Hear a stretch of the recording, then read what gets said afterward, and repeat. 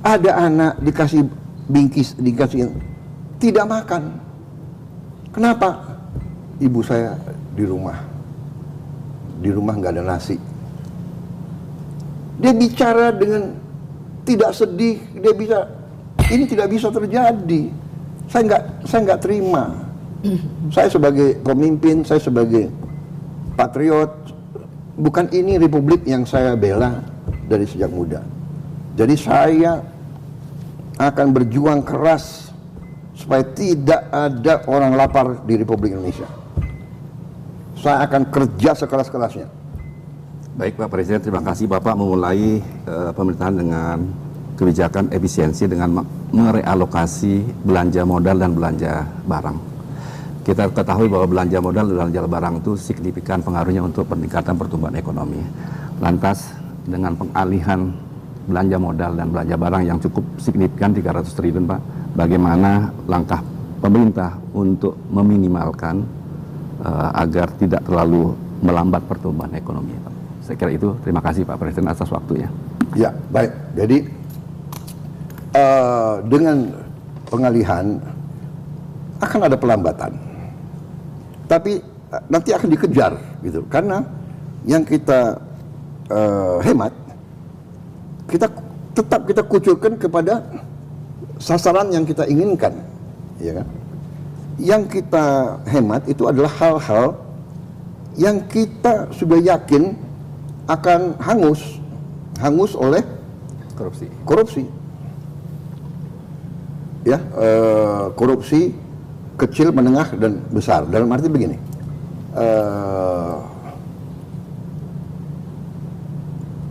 perjalanan dinas ke luar negeri. Kalau yang perlu harus saya kirim Menteri Menko Erlangga, kamu ke Washington. Kemudian Menteri Keuangan, kamu wakili kita G20. Kemudian itu perlu. Tapi kalau rombongan pergi untuk studi banding ini, studi banding itu, iya kan, come on. Kita bisa hemat berapa puluh triliun loh dari perjalanan dinas saja. Ya kan, 20 triliun kalau nggak salah, 22 triliun kita hemat. Iya kan, 22 triliun untuk perjalanan dinas. Bapak tahu, untuk perbaikan sekolah, ya, berapa ya, 17.000 sekolah kalau tidak salah, itu 19 triliun. Jadi dengan 22 triliun yang nggak ke sana, kita bisa perbaiki 19 triliun lagi, 19.000 sekolah lagi. Dan sebagainya. Contoh, saya canangkan bahwa tahun ini kita akan membuka 200 sekolah rakyat berasrama, boarding school, ya, dari SD sampai SMA, khusus untuk golongan ekonomi yang paling bawah. Kalau tidak salah, desil berapa itu ya, yang paling bawah itu? Desil 10-11 kalau nggak salah, atau 9-10. Desil 9-10. Ini untuk mematahkan mata rantai kemiskinan. Anak orang miskin, bapaknya miskin, ibunya miskin, anaknya tidak boleh miskin. Apalagi cucunya. Anaknya kita sekolahkan, keluar, dan dia nanti akan angkat orang tuanya keluar dari kemiskinan. That is our strategy. We are ambitious. Kita berpikir besar, grand, karena Indonesia besar. Kalau kita berpikir kecil, kalau kita berhati kecil, hasilnya tidak. Jadi itu contoh. Satu sekolah kita hitung membutuhkan mungkin 150 miliar. Dan kita minta Pemda siapkan tanah. Kita akan bangun dari pusat, tapi kabupaten cari tanah. Saya minta 20 hektar kalau bisa. Minimal 5, kalau bisa 20 hektar. Wah, bupati-bupati mau, ya kan? Karena dia tahu ini akan membantu rakyat dia yang paling bawah. Ya kan? Ini kita di situ, kalau anak yang lain yang masuk sekolah pagi dan pulang gitu, dia kan makan sekali sehari yang kita biayai negara. Anak yang paling bawah ini, dia berasrama, dia akan makan 3 kali. Dia akan hidup di alam yang tertib. Kita didik supaya dia confident. Jangan kamu merasa inferior. Masa depanmu kamu nggak boleh nggak boleh patah oleh keadaan. So we have to do that. We have to intervene. Kita harus berani. Bahkan menurut saya kita harus, ya kadang-kadang kita harus agak-agak nekat kalau gitu, ya. Use our resources dengan arif, dengan pandai, daripada hal-hal yang seremonial. Umpamanya sekarang, ulang tahun. Tiap kementerian ada ulang tahun. Tiap kesatuan TNI ulang tahun. Saya senang dapat laporan, nanti 16 April ulang tahun Kopassus. Tapi nggak ada apa-apa, Pak. Kita hanya intern. Bagus. Potong tumpang, ya kan? Kalau ada aset atau ada apa, ya, ada bantuan, bagikan prajurit lah. Daripada ya, seremoni undang tamu-tamu. Ini mindset yang berubah, yang harus agak sedikit berubah. Tapi saya senang, saya sudah dengar banyak acara-acara dihemat ya. Saya kira itu. Terima kasih Baik. Pak Presiden. Ya. Terima kasih Bapak Presiden. Bapak lanjut ke yang berikutnya kepada Najwa Shihab, silakan. Terima kasih Bapak Presiden. Bapak, ada kekhawatiran dari masyarakat sipil, Pak. Proses pembentukan undang-undang kita, proses legislasi, makin jauh dari rakyat, Pak. Tidak ada partisipasi publik yang bermakna. Dan menjadi semakin krusial hari-hari ini, Pak. Terutama karena kalau kita lihat daftar RUU yang akan segera dibahas di DPR, RUU Kepolisian, RUU Kejaksaan, hingga RUU Penyiaran, Pak Presiden. Dan dalam berbagai RUU ini tampak ada pola yang mirip, Pak. Wewenang aparat negara diperbesar, warga negara diperkecil perannya. Saya spesifik mau bertanya soal RUU Polri, Pak. Karena di situ tampak bahwa kewenangan kepolisian akan ditambah, padahal justru isu krusialnya adalah pengawasan yang minim. Dilihat dari berbagai abuse of power yang dilakukan oleh aparat, dari mulai kasus pelecehan seksual perwira, dari mulai korupsi, dari bagaimana aksi kekerasan yang dilakukan aparat. Saya ingin tahu pendapat Bapak sebagai Presiden pribadi. Bapak setuju polisi perlu diperluas kewenangannya, atau justru malah harus ditambah pengawasan dan wewenangnya diperkecil, Pak Presiden? Baik, saya jawab ya. Jadi terima kasih. Ya, ini akan saya perhatikan. Saya memang percaya dengan sistem ya. Tadinya Menko Polkam, habis itu Kapolri. Kan ada juga kalau tidak salah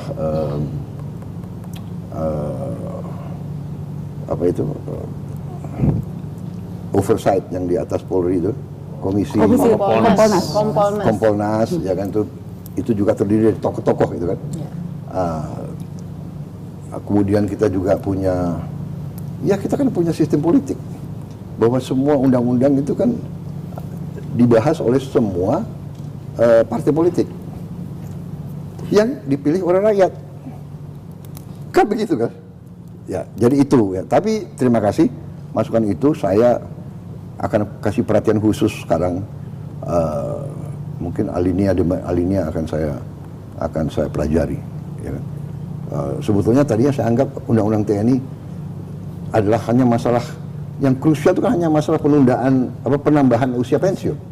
Tiga pasal, Pak. Iya. Tapi yang intinya kan itu, yang ada perubahan. Yang lain kan tidak ada. Tapi kita nggak tahu ada apa enggak, Pak. Soalnya nggak pernah dibuka. Loh, tapi kan dipelajari oleh semua partai, termasuk partai oposisi di luar pemerintah kita. Dan Iya kan? kembali ke itu, Pak, karena prosesnya yang tidak transparan, draft yang terkadang kerap kali tidak terbuka. Kemudian juga pertemuan bahkan sudah diketok belum dikasih tahu. Pertemuan bukan di lembaga DPR tetapi di luar ruangan parlemen begitu. Maaf ya, tapi ini kan sudah berjalan belasan tahun. Anda paham kan, kadang-kadang Orang itu istilahnya menyelesaikan suatu masalah itu kadang-kadang ada istilah konsinyir. Mereka kerja berapa hari tanpa berhenti loh itu. Tapi Iya kan? kuncinya rakyat Jadi, tidak mendapatkan akses Iya, untuk nah ikut, Pak. oke, Jadi itu peran rakyat tidak ada. Itu oke, mekanisme itu bisa kita perbaiki. Tapi kan ada beredar naskah-naskah ngarang karangan kan begitu kan? Karena naskah resminya tidak diberikan, Iya, Pak. come on. Kan Anda kan punya wakil rakyat. Kan ada sekian ratus wakil rakyat. Tidak semua di pemerintahan. Benar nggak? 80% koalisi Bapak. Iya, 80%, oke. Tapi kan kalau mereka tidak setuju, bagaimana? Jadi dalam arti, mari kita koreksi itu. Kalau tidak puas dengan transparansi, kita bikin transparan. Tapi Oke. jangan ngarang gitu loh. Ya kan? Ngaku bahwa ini draft. Ya. Ya kan? Orang kita aja belum, saya sendiri sebagai presiden belum bikin surat ke DPR kok. Surpres. Iya kan? Pak boleh Ya, tadi baik. Pak, apakah Maaf, Bapak kita sependapat harus bahwa beralih, perlu, ke enggak ini pertanyaan yang tadi belum berikutnya. dijawab. Oke. Apakah Bapak sependapat Tapi- bahwa polisi Satu perlu pertanyaan terakhir ya, diperluas? ya.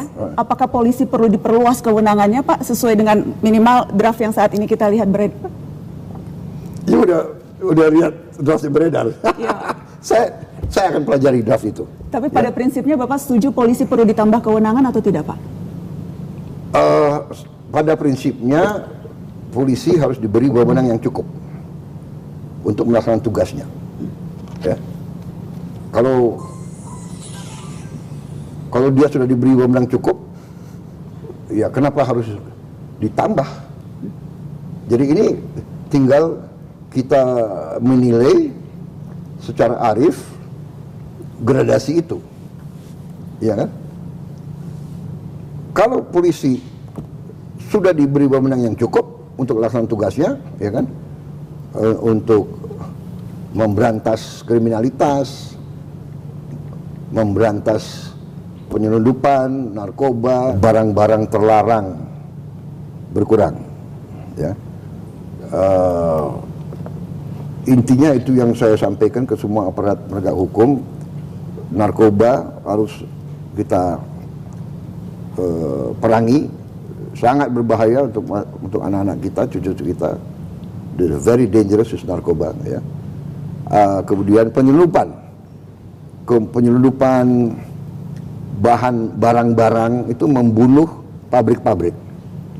Itu berarti membahayakan kehidupan ratusan ribu rakyat kita. Itu saya sampaikan kepada Kapolri, saya sampaikan kepada Jaksa Agung, kepada penegak-penegak hukum lain. Saya minta diperhatikan masalah ini.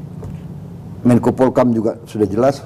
Jadi penyelundupan narkoba, penyelundupan barang, kemudian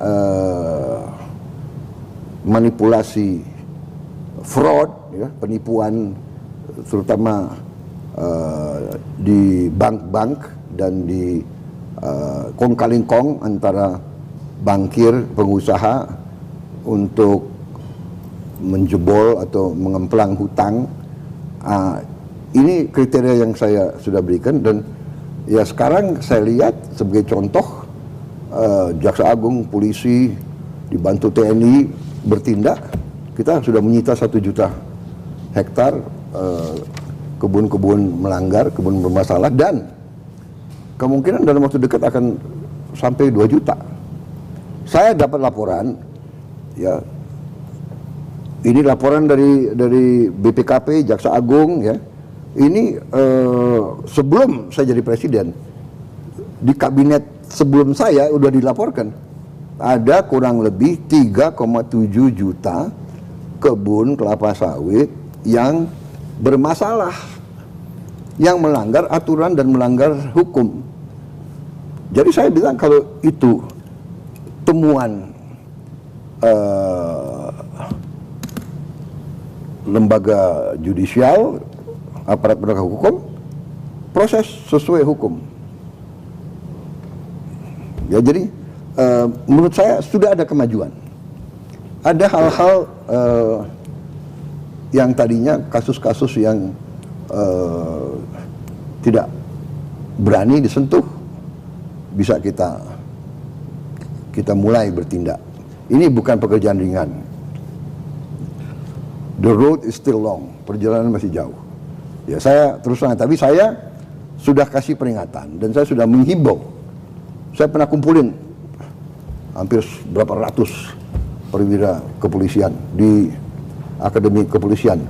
Kapolri yang undang saya bicara, saya bilang saudara-saudara, ini masalah bangsa dan negara. Saya bilang. Jadi saudara sekarang ujung tombak. Yang saya katakan, kalau narkoba tidak kita berantas, yang hancur anak-anak kita, masa depan kita hancur, anak-anak usia produktif rusak, dan cukup mengkhawatirkan jumlah yang sudah kena nyandu, yang di dalam penjara pun anak muda banyak sekali. Ini saya perintahkan ditinjau kembali, kalau perlu masuk rehab. Saya sudah sampaikan itu, saya sampaikan ke mereka, ya kan? Jadilah Anda pahlawan bangsa, menyelamatkan masa depan bangsa, berantas narkoba, berantas penyeludupan, ya kan? Itu himbauan saya kepada mereka. Dan saya orang yang berpikir positif, ya. Sometimes we have to give positive reinforcement. Jadi kita himbau, kita kasih kesempatan. Yang berprestasi, ada seorang petugas kepolisian berhasil menangkap, membongkar penyeludupan, ya kita naikin pangkat luar biasa dan sebagainya. Ya. Saya kira itu jawaban. Tapi saya nangkap concern masyarakat dan saya akan ya bicara dari hati ke hati. Keberhasilan negara yang kuat antara lain keberhasilan daripada tentara dan polisinya menjadi baik, menjadi unggul. Ini pelajaran sejarah. Negara itu kuat. Saya sampaikan, masalah korupsi ini masalah yang sangat penting. Kita harus berani untuk mengurangi kalau bisa sampai sekecil-kecilnya. Kalau enggak, ya hancur masa depan kita. Karena kekayaan kita hilang. Ya kan? Yang bisa dipakai untuk membantu orang miskin, dipakai hanya segelintir orang. Tapi ya, alhamdulillah ya saya merasa ya, dalam berapa tadi, 5 bulan, yang laporannya kita bisa selamatkan cukup besar ya, hampir potensi kerugian yang kita selamatkan itu 1.440 triliun, itu dari 1 juta hektar kelapa sawit aja yang bisa kita selamatkan segitu, 480 triliun setahun, kalau dikali 10 tahun ya demikian. Pertamina juga kita bisa selamatkan kerugian yang sekian banyak. Ini baru 150 hari tuh, sekian, ya kan? Nah, kalau kita lihat pengungkapan yang lain, ya saya kira prestasi kita total pengungkapan sebelum 20 Oktober itu 645 triliun. Jadi I think we are moving fast. Tapi saya terima, nanti akan saya bicarakan dengan tokoh-tokoh koalisi supaya ada transparansi. Tiap undang-undang ya ada dengar pendapat, undang semua stakeholder, dibahas, ya kan? Tapi juga kita harus juga nanti mungkin Mensesnek dan tokoh-tokoh kita bahwa naskah yang sah itu diungkapkan kepada masyarakat.